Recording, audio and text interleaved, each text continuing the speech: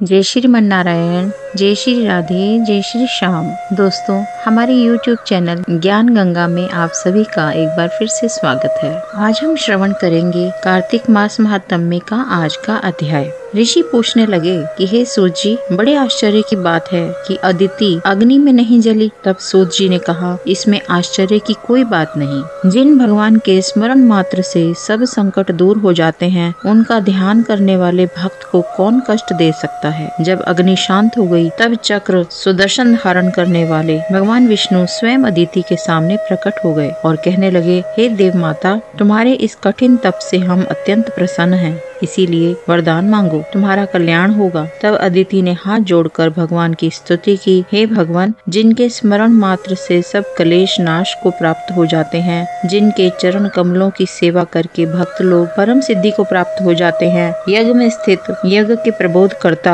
जिनकी माया को ब्रह्मा आदि देवता भी नहीं जान सकते, जिनके मन से सूर्य चंद्र, मुख से ब्राह्मण, भुजाओं से क्षत्रिय, जंघा से वैश्य तथा पैरों से शूद्र उत्पन्न हुए हैं, ऐसे भगवान को नमस्कार है। भगवान, देवता, नदी, समुद्र आप ही हैं, अतएव आप मेरे पुत्रों की रक्षा कीजिए। हे भगवान, आप अंतर्यामी हैं, आप सभी कुछ जानते हैं, अतएव मेरे पुत्रों को अकंटक राज्य दीजिए। अदिति के ऐसे प्रेम भरे वचनों को सुनकर भगवान कहने लगे कि हे देव माता, हम ही तुम्हारे यहाँ जन्म लेकर तुम्हारे पुत्रों की रक्षा करेंगे। तब अदिति कहने लगी कि भगवान, जो संपूर्ण सृष्टि को धारण करने वाले हैं, जिनके रोम रोम में ब्रह्मांड समाया हुआ है, उनको मैं कैसे धारण कर सकूंगी।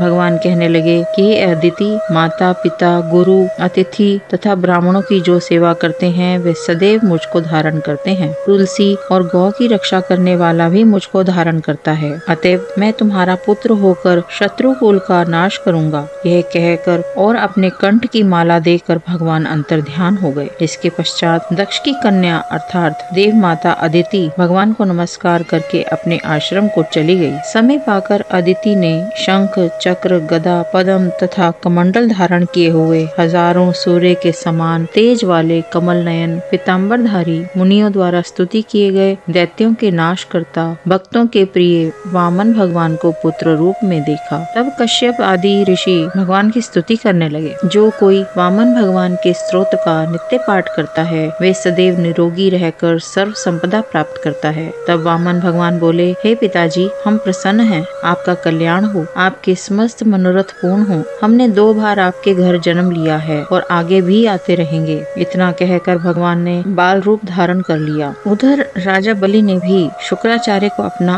आचार्य बनाकर बड़ा भारी यज्ञ प्रारंभ किया, जिसमें लक्ष्मी जी सहित अभिग्रहण करने के लिए भगवान विष्णु का आह्वान किया। उसी समय भगवान विष्णु ब्रह्मचारी के रूप में वहाँ पर आ गए। भगवान के इस रूप को देखकर ऋषि लोग ज्ञान दृष्टि से उनको पहचान गए। उन्हें देख श्री शुक्राचार्य ने राजा बलि को एकांत में बुलाकर समझाया। आज की कथा यहीं तक। इसके आगे की कथा हम कल इसी चैनल पर श्रवण करेंगे। जय श्री राधे, जय श्री श्याम, जय श्रीमन नारायण।